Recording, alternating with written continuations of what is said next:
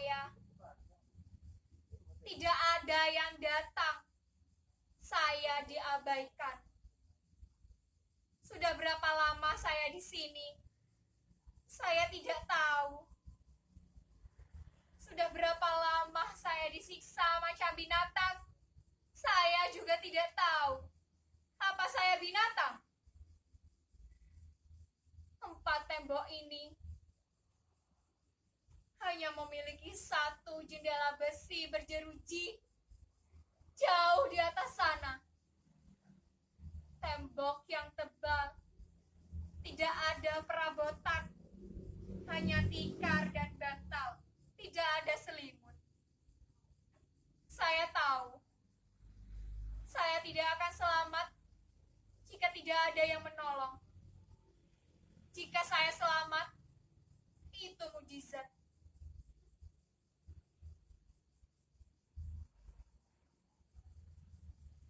Mudasir? Mudasir? Mudasir? Kamu Mudasir? Bagaimana caranya kamu masuk kamar ini?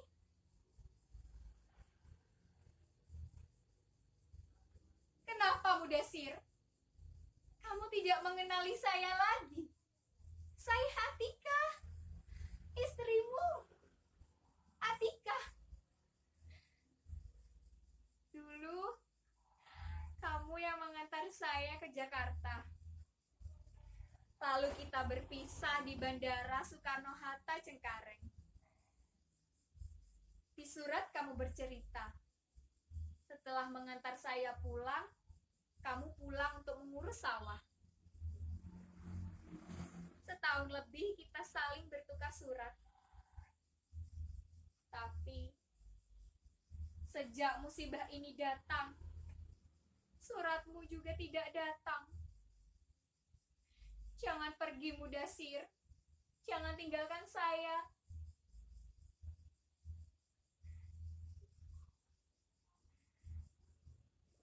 Apa saya tidak menarik lagi? Dulu kamu bilang saya cantik, Mudasir. Ya, saya memang cantik. Kecantikan yang alami, tanpa gincu dan bedak. Kamu suka saya padanya. Tapi, setelah penyiksaan ini, saya tidak cantik lagi, tapi Mudasir.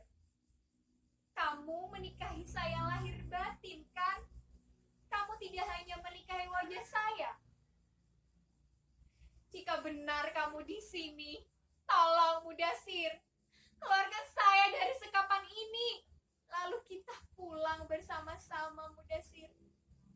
Tidak perlu kita melapor kepada polis Raja Diraja. Tidak guna melapor kepada Menteri Tenaga Kerja. Kita ini warga negara Indonesia, bukan Filipina. Beruntunglah mereka yang menjadi warga negara Filipina. Presidennya pun sangat peduli kepada nasib tenaga kerjanya. Kita? Kalau banyak uang, diperas sampai habis tulang sumsum. Kalau ada musibah seperti ini, pura-pura tidak tahu, diabaikan. Itu kenyataan, Mudasir.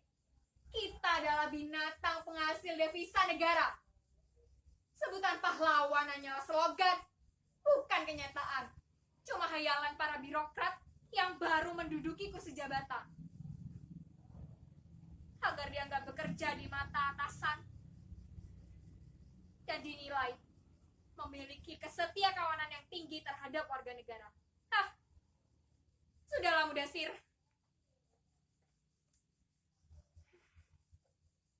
Sudahlah Mudasir.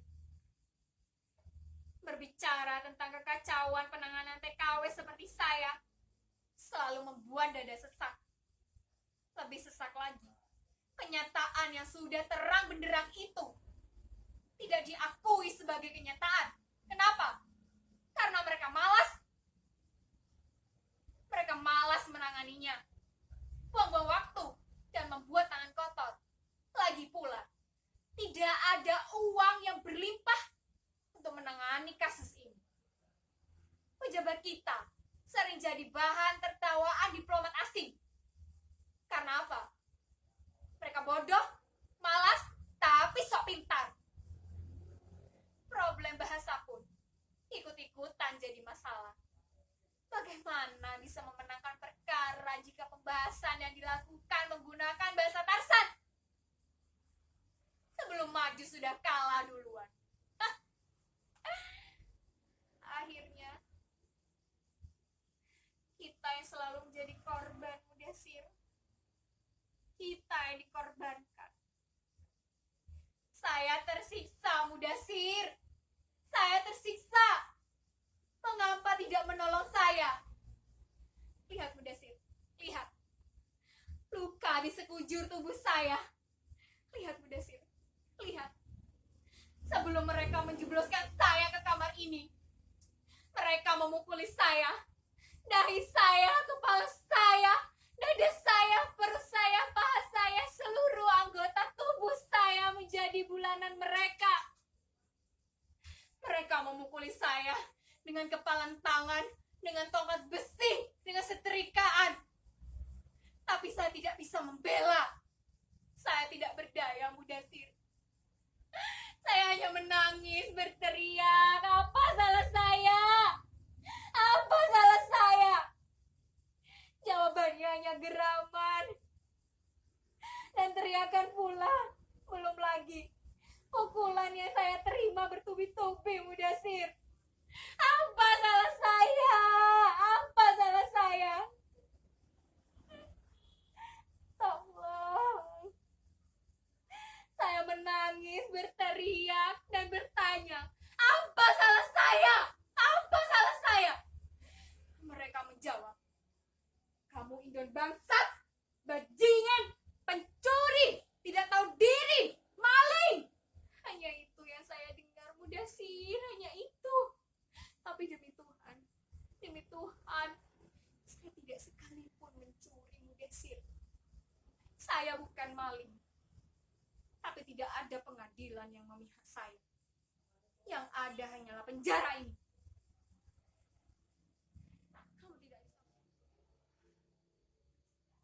Pada bulan ke-13, majikan lelaki saya masuk ke kamar saya. Nampak mabuk dia. Saya mulai ketakutan. Keringat dingin mulai bercucuran. Lalu majikan saya berbaring. Dengan isyarat tangan, ia menyuruh saya berbaring di sampingnya. Saya menggelengkan kepala. Saya tidak mau. Namun, dia semakin melotot. Dia memaksa saya dengan isyarat tangan untuk berbaring di sampingnya. Saya dengan bersikukuh tetap menggelengkan kepala. Saya meringkuk di sudut. Saya tetap waspada. Saya siaga. Saya siap memukul jika dia berani melakukan itu pada saya. Dia bangkit. Saya kira dia akan menerka saya. Ternyata tidak. Dia pergi dengan mata merah menyala, lalu meninggalkan kamar saya. Saya sangat bersyukur karena tidak terjadi apa-apa pada diri saya. Saya mengunci kamar lalu menangis sampai subuh.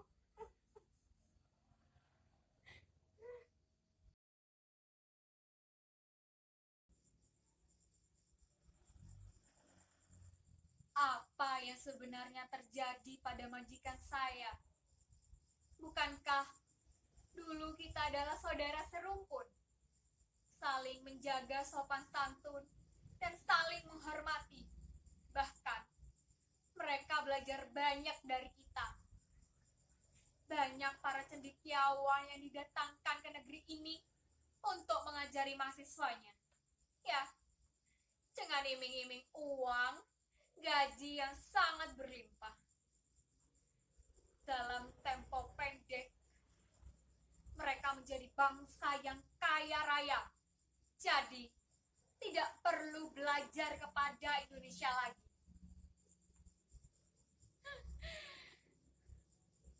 Mereka mulai menanam modal di mana-mana dan menerima berbagai jenis modal dari asing.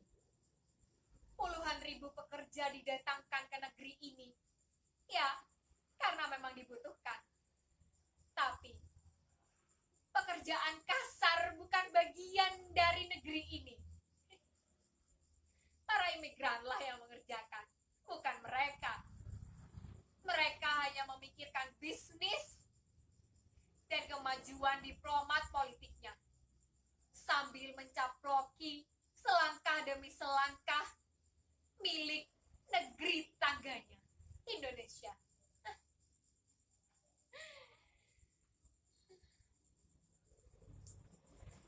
Sukses bertubi-tubi membuat percaya diri semakin tinggi. Lahir banyak orang pintar di negeri ini dan diplomat handal yang disegani Barat. Tapi mereka sadar mereka tidak punya kesenian dan kebudayaan asli.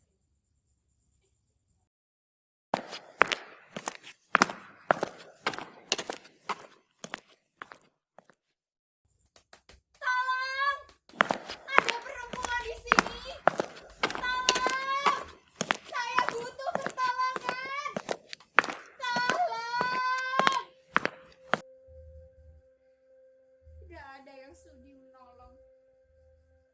Tidak ada yang datang. Saya diabaikan. Mudasir? Mudasir? Mudasir? Kamu di mana, Mudasir?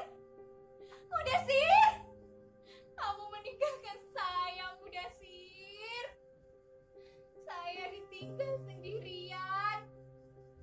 Saya sudah habis. Tidak apa. Tidak apa. Meskipun saya sakit, sayangan suami pun tega meninggalkan saya. Mudasir, kamu juga pergi.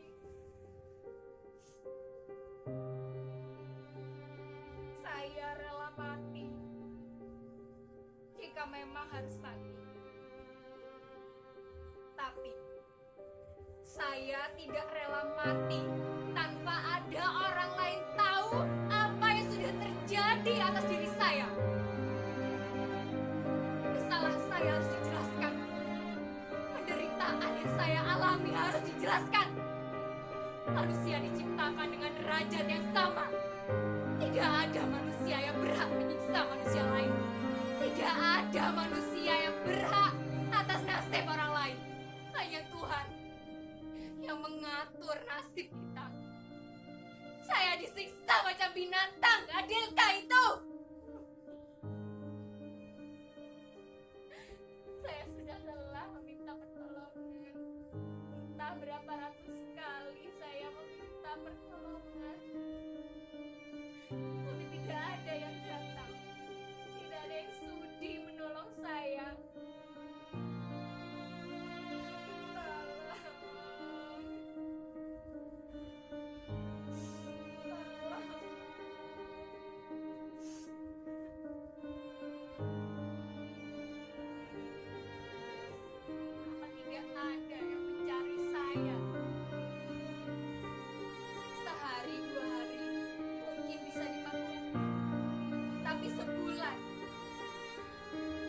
Masyarakat curiga.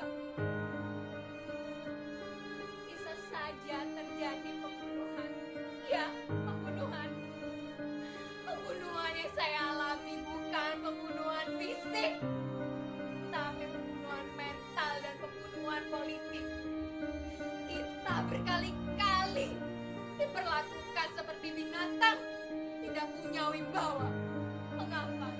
Agar rasa percaya diri kita hilang. Kita seringkali dipaksa merasa hanya sebagai bangsa pelayan, bangsa pembantu rumah tangga. Tidak ada kebanggaan.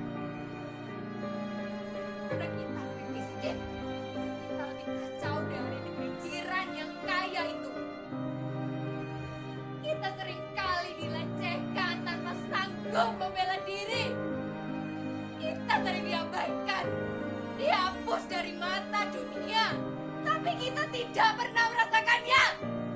Tolong! Tolong! Tapi jangan tolong saya. Tolong kita semua. Kita di tepi jurang. Tolong! Tolong! Bangun! Jangan jadikan diri kita gelagar. Tolong!